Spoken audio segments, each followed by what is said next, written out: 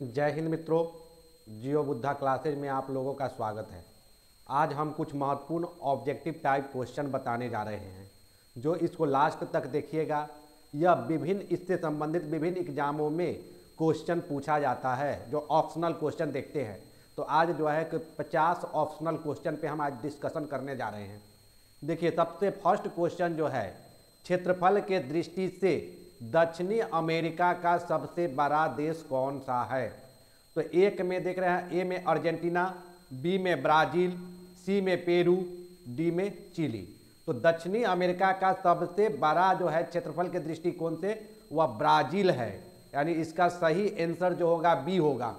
Next question देखिए कि निम्नलिखित में से सबसे बड़ी प्रवाह क्षेत्र वाली नदी कौन सी है? तो ए में नील देख रहे हैं, बी में कांगो, सी में गंगा, डी में अमेजन। तो देखिए, सबसे बड़ी प्रवाह क्षेत्र वाली नदी जो है वह अमेजन है। इसको इंग्लिश में कैचमेंट एरिया कहते हैं। तो अमेजन सबसे सबसे बड़ी प्रवाह क्षेत्र वाली नदी है। अगर इसके जगह पे पूछे कि सबसे लंबी नदी कौन सी है, तो उस समय नील होगी। लेकिन इस क्वेश्चन के अनुसार देख रहे हैं सबसे बड़ी प्रवाह क्षेत्र वाली नदी कौन सी है, तो यह अमेजन होगी, यानी इसका आंसर डी है। चलिए नेक्स्ट क्वेश्चन देखिए, ब्राजील में कहवा की बागान को किस नाम से जाना जाता है? तो ए में जो देखते हैं मेजेंडा है, बी में फेजेंडा है, सी में वागान है, डी में एजेंडा है। तो देखिए, ब्राजील में कहवा की जो बाग होती है यानी बगीचा होती है, उसको फेजेंडा कहते हैं, यानी इसका सही आंसर बी होगा। नेक्स्ट क्वेश्चन की तरफ चलें। निम्नलिखित में से कौन सा पर्वत दक्षिणी अमेरिका में स्थित है? तो ए में जो है एटलस है, बी में आल्प्स है, सी में यूराल है, डी में एंडीज है। तो इसका सही आंसर डी होगा, यानी दक्षिणी अमेरिका का जो पर्वत समूह है वह एंडीज है।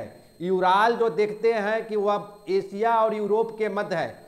आल्प्स जो देख रहे हैं वह यूरोप में है, एटलस अफ्रीका में है। तो क्वेश्चन आपका था दक्षिणी अमेरिका में, तो दक्षिणी अमेरिका में एंडीज होगा, यानी इसका सही आंसर डी होगा। नेक्स्ट क्वेश्चन की तरफ चले। दक्षिणी अमेरिका में स्थित मरुस्थलीय क्षेत्र को किस नाम से जानते हैं? यानी जो दक्षिणी अमेरिका का जो मरुस्थलीय क्षेत्र है, तो ए में थार है, बी में आटाकामा है, सी में कालाहारी है, डी में सहारा है।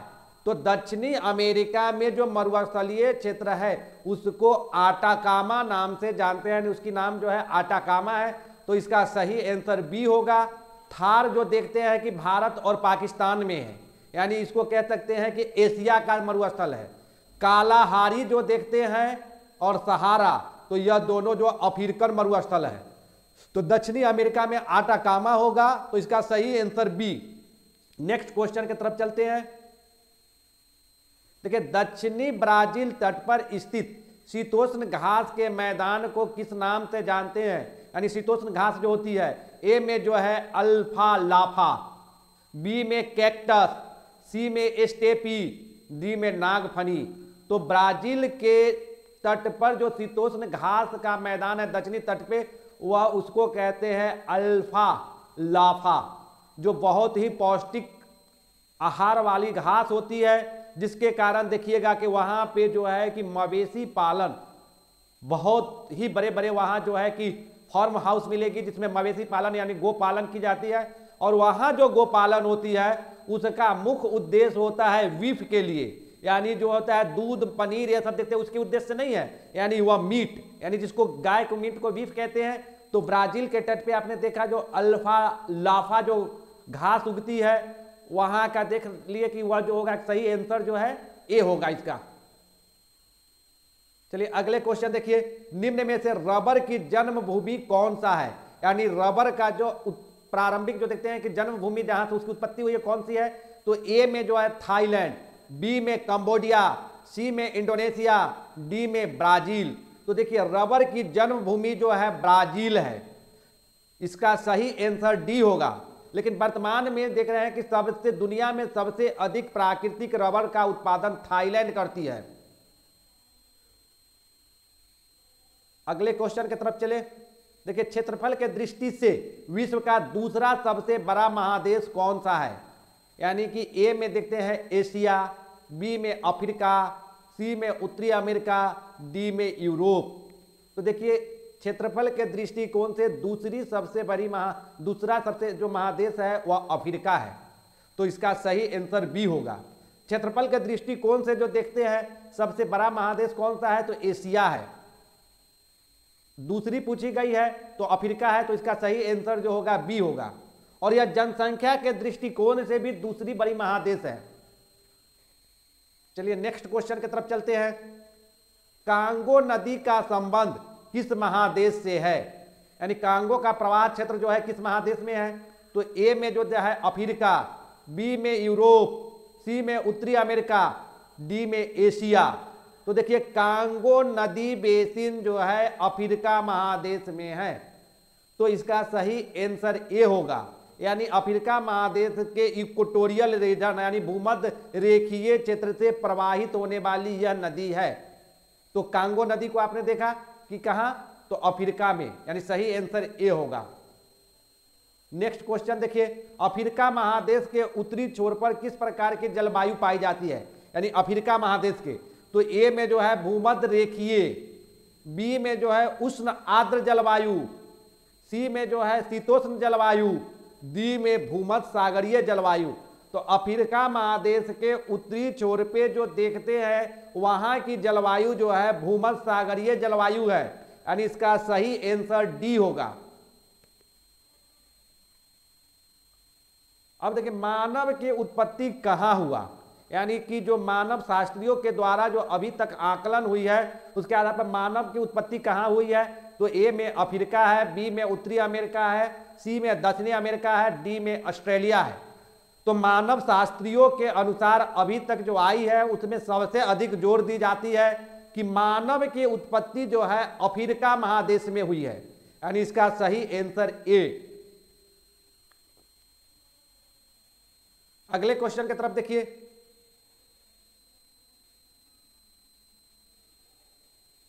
अगला क्वेश्चन जो है कि आप देख रहे हैं, ग्रिफिथ टेलर ने मानव प्रजाति का वर्गीकरण कितने भाग में किया है?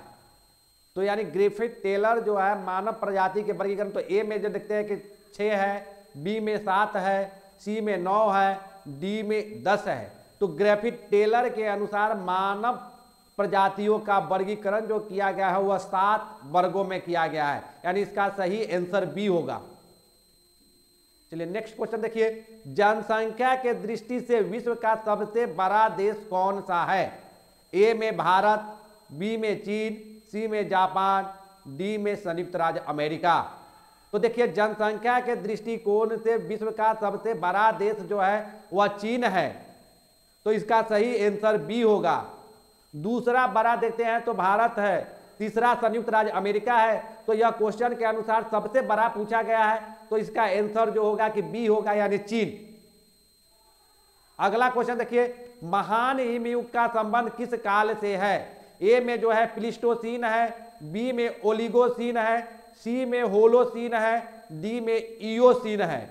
तो इसका सही आंसर जो होगा वह प्लीस्टोसीन है। यानी महान हिमयुग का संबंध जो है प्लीस्टोसीन युग से है। यानी इसका सही आंसर ए होगा। चलिए अगले क्वेश्चन की तरफ चलते हैं। पृथ्वी पर मूलतः एक ही विशाल भूखंड था जिसे किस नाम से जानते हैं? तो ए में जो है पेंथालासा है, बी में पेंजिया है, सी में लॉरेंसियन है, डी में गोंडवाना लैंड है।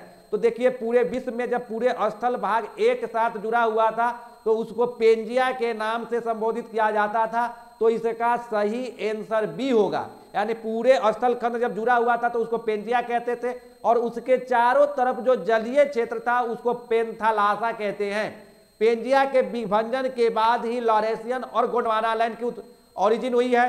तो यह क्वेश्चन आपको पूछता है विश्व जो विशाल भूखंड था तो विशाल भूखंड के तौर पे पेंजिया ही होगी। यानी इसका सही आंसर बी होगा। नेक्स्ट क्वेश्चन की तरफ चलते हैं।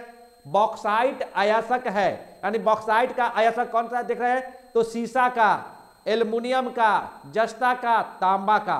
तो बॉक्साइट जो अयस्क है वह एल्युमिनियम का है। यानी इसका सही आंसर जो होगा वह बी होगा। चलिए नेक्स्ट क्वेश्चन की तरफ चलते हैं। बैलाडिला खान किस खनिज से संबंधित है? ए में जो है लौह अयस्क, बी में कोयला, सी में मैग्नीज अयस्क, डी में अवरक। तो बैलाडिला खान का संबंध जो है लौह अयस्क से है, तो इसका सही आंसर ए होगा। नेक्स्ट क्वेश्चन की तरफ चलते हैं। नेक्स्ट क्वेश्चन देखिए कि गाय की जो नस्ल अधिक दूध देती है वह कौन सी है? तो ए में कहता है गंगा तीरी, बी में साहीवाल, सी में हरियाणा, डी में थरपरकर। तो इसका सही आंसर साहीवाल है, यानी साहीवाल नस्ल की जो गाय होती है वह सबसे अधिक दूध देती है, तो इसका सही आंसर बी होगा। नेक्स्ट क्वेश्चन देखिए, दक्षिणी गोलार्ध में सबसे बड़ा दिन कब होती है? तो ए में जो है 22 जून, बी में 22 दिसंबर, सी में 21 मार्च, डी में 22 सितंबर। तो दक्षिणी गोलार्ध में सबसे बड़ा दिन जो होता है वह 22 दिसंबर को होता है, इसका सही आंसर बी होगा। और वो 22 दिसंबर के दिन ही उत्तरी गोलार्ध में सबसे छोटा दिन होता है, यानी दोनों में जो होता है रिवर्स का है, यानी जब उत्तरी गोलार्ध में छोटा दिन होगा तो दक्षिणी गोलार्ध में बड़ा दिन होगा, जब उत्तरी गोलार्ध में बड़ा दिन होगा तो दक्षिणी गोलार्ध में छोटा दिन होगा। तो देखिए दक्षिणी गोलार्ध में जो सबसे बड़ा दिन है वह 22 दिसंबर को है, यानी इसका सही आंसर बी होगा। नेक्स्ट क्वेश्चन की तरफ चलते हैं। भूकंप की तीव्रता का मापन किया जाता है? ए में जो है रिएक्टर पैमाने पे, बी में जो है केल्विन पैमाने पे, सी में है डेसिबल में, डी में जो है पास्कल में। तो देखिए भूकंप की तीव्रता का मापन जो किया जाता है वह रिएक्टर पैमाने पे, तो इसका सही आंसर जो होगा ए होगा। नेक्स्ट क्वेश्चन की तरफ चलते हैं कि निम्नलिखित भाषाओं में सुनामी शब्द किस भाषा से संबंधित है? ए में जो है अरबी, बी में जापानी, सी में हिब्रू, डी में लैटिन है। तो देखिए कि सुनामी शब्द जो है जापानी भाषा का शब्द है, तो इसका सही आंसर जो होगा वह बी होगा। चलिए नेक्स्ट क्वेश्चन को देखिए। नेक्स्ट क्वेश्चन क्या है? निम्नलिखित में से कौन सी पर्वत श्रृंखला सबसे लंबी है? यानी सबसे लंबी पर्वत श्रृंखला कौन सी है? तो ए में जो है रॉकी, बी में आल्प्स, सी में हिमालय, डी में एंडीज। तो विश्व के सबसे लंबी पर्वत श्रृंखला जो है एंडीज पर्वत श्रृंखला है, जो दक्षिणी अमेरिका में पड़ती है, तो इसकी सही आंसर जो होगी वह डी होगी। दक्षिणी आल्प्स पर्वतमालाएं स्थित हैं। ए में जो है ऑस्ट्रेलिया में, डी में दक्षिणी अफ्रीका, सी में अंटार्कटिका, डी में न्यूजीलैंड। तो देखिए दक्षिणी आल्प्स पर्वतमालाएं जो है न्यूजीलैंड में स्थित है, तो इसका सही आंसर डी होगी। आल्प्स पर्वतमाला जब कहे तो आल्प्स पर्वतमाला यूरोप में स्थित है, दक्षिणी आल्प्स पर्वतमाला जब कहे तो यह न्यूजीलैंड में स्थित है, तो इसका सही आंसर आपका डी होगा। देखिए ड्रैकेंसबर्ग पर्वत जो है, यानी ड्रैकेंसबर्ग पर्वत कहां पे है? तो ए में जो है बोत्सवाना में, बी में जो है दक्षिणी अफ्रीका में, सी में जो है नामीबिया में, डी में जो है जाम्बिया में। तो ड्रैकेंसबर्ग पर्वतमाला जो है वह आपको दक्षिणी अफ्रीका में स्थित है, इसका सही आंसर जो होगा वह बी होगा। नेक्स्ट क्वेश्चन की तरफ चले। पृथ्वी का सर्वाधिक शुष्क क्षेत्र है, यानी सबसे सूखा हुआ क्षेत्र कौन सा है पृथ्वी के ऊपर? तो ए में लिख रहा है अरब का मरुस्थल, बी में आटाकामा मरुस्थल, सी में गोबी का मरुस्थल, डी में थार का मरुस्थल। तो विश्व का जानते हैं कि सूखा जो क्षेत्र होता है वह मरुस्थल वाली क्षेत्र ही होती है, यानी मरुभूमि। लेकिन उसमें भी पूछ रही है कि विश्व के सबसे शुष्क क्षेत्र कौन सी है? तो विश्व के सबसे शुष्क क्षेत्र जो है वह आटाकामा मरुस्थल है, जो दक्षिणी अमेरिका में जो देखते हैं चिली और पेरू के तट पे जो मरुस्थल स्थित है उसको आटाकामा मरुस्थल कहते हैं। वह आटाकामा मरुस्थल है जो विश्व के सबसे शुष्क प्रदेश किस है, तो इसकी सही आंसर जो होगी वह बी होगी। देखिए नेक्स्ट क्वेश्चन, निम्नलिखित में से कौन सी स्थलाकृति कास्ट प्रदेश में पाई जाती है? यानी कास्ट प्रदेश का मतलब चूना प्रदेश वाली जो क्षेत्र होती है उसमें कौन सी स्थलाकृति पाई जाती है? तो ए में जो है पॉट होल, बी में सिंक होल, सी में जो है प्लाया, डी में जो है ब्लो होल। तो देखिए इसकी सही आंसर जो होगा वह सिंक होल होगा। सिंक होल जो स्थलाकृति है वह आपको कास्ट प्रदेश की स्थलाकृति है। पोर्ट होल जो देखते हैं, पोर्ट होल जो है ग्लेशियर रीजन की यानी हिमानी क्षेत्र की स्थलाकृति है।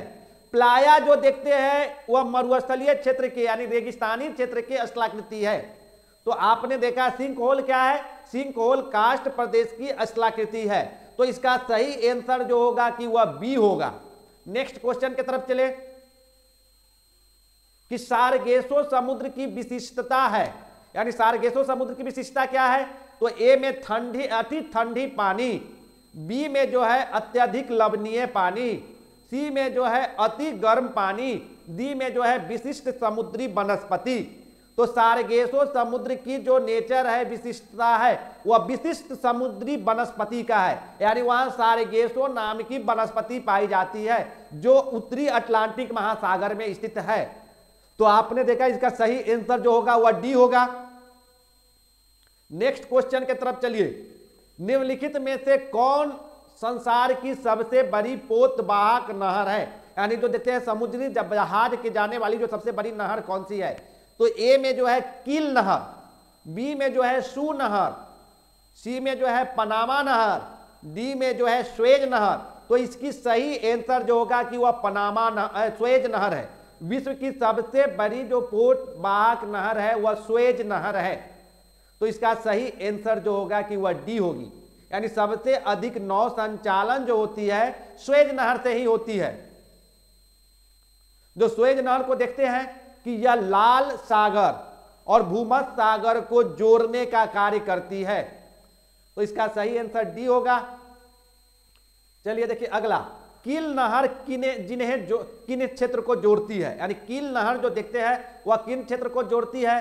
तो ए में जो है उत्तरी सागर और बाल्टिक सागर, बी में जो है काला सागर और लाल सागर, सी में जो है बाल्टिक सागर और लाल सागर, डी में जो है उत्तरी सागर और काला सागर। तो कील नहर जो है कि उत्तरी सागर और बाल्टिक सागर को जोड़ने का कार्य करती है। जो कील नहर को आप देखते हैं कि वह कहां पे है, तो जर्मनी जो देख रहे हैं, जर्मनी के उत्तरी छोर पे जो प्रायद्वीप है वहीं पे कील नहर बनाई गई थी। तो कील नहर पे जो देखते हैं कि प्रशासनिक दृष्टिकोण से जर्मनी का अधिकार है। तो कील नहर कहां पे, तो उत्तरी सागर और बाल्टिक सागर को जोड़ने का कार्य करती है। नेक्स्ट क्वेश्चन की तरफ चले। निम्नलिखित में से कौन सा भूमंडल का कार्बन कुंड कहलाता है, यानी भूमंडल के ऊपर जो कार्बन कुंड किसे कहते हैं। तो ए में जो है प्रशांत सागर है, विश्व में जो है विषुवत रेखीय वर्षा के वन है, सी में जो है अंटार्कटिका है, डी में सवाना है। तो देखिए इसका सही आंसर बी होगा, यानी विषुवत रेखीय वर्षा वन जो होता है भूमंडल का कार्बन कुंड कहलाता है। अगर कहीं क्षेत्र का नाम जोड़ दे तो अमेजन क्षेत्र की जो वन है वह जो देखिएगा विषुवत रेखीय वन है, उसको जो है कि क्या कहते हैं, कार्बन कुंड कहते हैं। यानी कि क्या देखें कि इसका सही आंसर तो क्वेश्चन का तो बी है। चलिए नेक्स्ट क्वेश्चन देखिए, किसने राज्य का जैविक सिद्धांत का प्रतिपादन किया है। यानी जैविक सिद्धांत का मतलब यह हुआ कि राज्य भी एक जीव है, जैसे हम लोग जीव है तो अपना ग्रोथ जो करते हैं उसी प्रकार वह सिद्धांत देने वाले व्यक्ति ने कहा कि राज्य भी एक जीव है, इसका भी विकास होता है और विनाश होते रहता है। तो इसी कारण उसको राज्य को एक जीव माने थे और उसके आधार पर उन्होंने जैविक सिद्धांत का प्रतिपादन किए। तो किसके द्वारा किया गया था, ए में हम्बोल्ट है, बी में रिचथोफेन है, सी में रेटजेल है, डी में रीटर है। तो रेटजेल महोदय के द्वारा राज्य का जैविक सिद्धांत प्रतिपादन किया था, यानी इसका सही आंसर जो होगा वह सी होगा। नेक्स्ट क्वेश्चन की तरफ चले कि निम्नलिखित में से किस फसल की अंतर्राष्ट्रीय बाजार में भारी मात्रा प्रवेश करती है, यानी अंतर्राष्ट्रीय बाजार में भारी मात्रा में प्रवेश करने वाली वह सामग्री कौन सी है अंतर्राष्ट्रीय बाजार में। तो ए में जो है चावल, बी में गेहूं, सी में मक्का, डी में जौ। तो अंतर्राष्ट्रीय बाजार में भारी मात्रा में प्रवेश करने वाली जो सामग्री है, जो खाद्य पदार्थ है, वह गेहूं है। तो इसका सही आंसर जो होगा कि बी होगा। नेक्स्ट क्वेश्चन की तरफ चले कि भारत का सर्वप्रमुख केसर उत्पादक राज्य कौन सा है, यानी भारत में जो है केसर की उत्पादन होती है उसमें सर्वप्रमुख राज्य कौन सी है? तो ऑप्शन ए में जो है केंद्र हिमाचल प्रदेश, बी में जो है जम्मू कश्मीर, सी में अरुणाचल प्रदेश, डी में नागालैंड। तो इसका सही आंसर जो होगा वह बी होगा। ध्यान रखिएगा कि वर्तमान समय में जम्मू कश्मीर अब एक राज्य नहीं है, वह केंद्र शासित प्रदेश है। तो इसको ध्यान रखिएगा, यह क्वेश्चन पहले पूछा गया था तो उसको हमने लिखा है। तो अब जो होगी वह क्या होगा, राज्य के जगह पे वह केंद्र शासित प्रदेश लिखा जाएगा, या राज्य अबलिक केंद्र शासित प्रदेश दी जा सकती है। तो ध्यान रखिएगा कि क्या है कि जम्मू कश्मीर अब एक केंद्र शासित प्रदेश है। तो इसका सही आंसर जो है केसर का सबसे बड़ा उत्पादक राज्य जो है या सर्वप्रमुख उत्पादक राज्य जो है वह जम्मू कश्मीर है। तो इसका सही आंसर बी होगा। अब नेक्स्ट क्वेश्चन को देखिए, विश्व में हरी चाय का सर्वप्रमुख उत्पादक देश कौन सा है? तो ए में जो है चीन है, बी में श्रीलंका है, सी में जो है भारत है, डी में केन्या है। तो हरी चाय के उत्पादन में जो विश्व में सबसे प्रमुख देश जो है वह चीन है। चीन, यानी इसका सही आंसर ए होगा। नेक्स्ट क्वेश्चन की तरफ चलिए। उत्तरी भारत के मैदान में शीतकालीन वर्षा लाने वाली चक्रवात कहां से आती है? यानी शीतकालीन जो वर्षा लाने वाली चक्रवात होती है उसको आर्द्रता कहां से मिलती है? तो आपको ए में जो है अरब सागर है, बी में जो है बंगाल की खाड़ी है, सी में जो है भूमध्य सागर है, डी में प्रशांत महासागर है। तो शीतकाल में जो मैदानी क्षेत्र में वर्षा होती है उसको जो आर्द्रता प्राप्त होती है वह भूमध्य सागर से होती है। इसकी सही आंसर जो होगा सी होगा। ध्यान रखिएगा, शीतकाल में जो वर्षा होती है उसको मिलती है भूमध्य सागर से, लेकिन ग्रीष्म काल में जो बारिश होती है उसको मिलती है हिंद महासागर से। अगर हिंद महासागर के जगह ऑप्शन में यह भी हो सकती है बंगाल की खाड़ी और अरब सागर, तो ध्यान रखिएगा कि हिंद महासागर उस समय बंगाल की खाड़ी और अरब सागर दोनों से उसको जो है आर्द्रता मिलती है, लेकिन शीतकाल वाली जो वर्षा होती है उसको भूमध्य सागर से वर्षा मिलती है। तो इसका सही आंसर जो होता है वह सी होगी। नेक्स्ट को देखिए, भूकंप के उद्गम बिंदु को यानी केंद्र को किस नाम से जानते हैं? ए में जो देखिए कि भूकंप केंद्र, बी में एपी सेंटर, सी में जो है टेक्टोनिक बिंदु, सी में जो है सिस्मिक फोकस। तो देखिए कि इसकी सही आंसर जो होगा भूकंप केंद्र, यानी कि इसका आंसर ए होगा। नेक्स्ट क्वेश्चन की तरफ चलिए। निम्नलिखित में से किस राज्य में चिपको आंदोलन आरंभ किया गया था? यानी चिपको आंदोलन का संबंध किस राज्य से है? ए में जो है मध्य प्रदेश, बी में झारखंड, सी में उत्तराखंड, डी में राजस्थान। तो चिपको आंदोलन का संबंध जो है उत्तराखंड से है, यानी इसका सही आंसर जो होगा सी होगा। नेक्स्ट क्वेश्चन की तरफ चलिए कि नगरों के वर्गीकरण का सबसे महत्वपूर्ण आधार है, यानी नगर का वर्गीकरण जो की जाती है तो उसका महत्वपूर्ण आधार क्या है? तो ए में जो है जनसंख्या, बी में स्थल, सी में आकार, डी में कार्य। तो यहां सबसे महत्वपूर्ण आधार पूछी जाती है, तो नगरों के वर्गीकरण में सबसे महत्वपूर्ण आधार जो है वह जनसंख्या है, यानी इसका सही आंसर जो होगा ए होगा। नेक्स्ट क्वेश्चन की तरफ चले कि निम्नलिखित में से कौन बागानी कृषि नहीं है? तो ए में जो है चाय की कृषि, बी में जो है रबर उत्पादन, यानी रबर के लिए जो है लेटेक्स की जो उत्पादन की जाती है, यानी रबर के प्लांट से जो दूध निकाला जाता है उसी को लेटेक्स कहते हैं। सी में जो है सोयाबीन की कृषि, डी में जो है कॉफी की कृषि। तो देखिए सोयाबीन की कृषि जो है वह बागवानी कृषि नहीं है। बाद बाकी जो देखते हैं चाय, रबर और कॉफी की उत्पादन जो होती है वह बागानी कृषि के तौर पे होती है। तो इसका सही आंसर जो आपको सी होगा, यानी सोयाबीन जो है कि आपको बागानी कृषि नहीं है। नेक्स्ट क्वेश्चन की तरफ चलिए। तो देखिए प्राकृतिक जनसंख्या वृद्धि निम्नलिखित का प्रकार है, यानी प्राकृतिक जनसंख्या वृद्धि जो देख रहे हैं निम्न में से कौन सी है?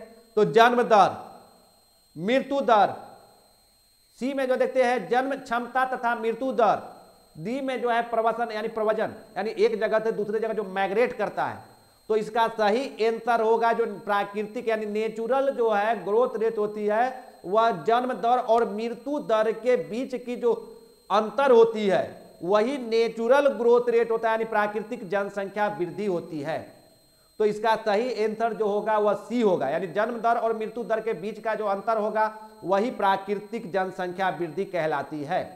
तो सही आंसर सी हो गई। नेक्स्ट को देखिए, निम्नलिखित में से कौन बागानी कृषि नहीं है? यानी चाय की कृषि, रबर उत्पादन, सोयाबीन की कृषि, कॉफी की कृषि। तो इसका सही आंसर जो होगा वह सोयाबीन की कृषि जो है वह बागानी कृषि नहीं है। नेक्स्ट क्वेश्चन की तरफ चलिए। आदिकालीन व्यक्ति जो कालाहारी मरुस्थल में रहता है उसे किस नाम से जाना जाता है? यानी कालाहारी में निवास करने वाली जो जनजाति है उसको किस नाम से जानते हैं? तो ए में जो है पिग्मी, बी में जो है बंटू, सी में जो है बुशमैन, डी में टोंडा। तो इसका सही आंसर जो होगा कि बुशमैन होगा। यानी कालाहारी मरुस्थल में निवास करने वाली जो जनजाति है उसको बुशमैन के नाम से जानते हैं, यानी इसका सही आंसर सी हुआ। नेक्स्ट क्वेश्चन चलिए, निम्नलिखित में कौन सी नदी हिमालय से भी पुरानी है?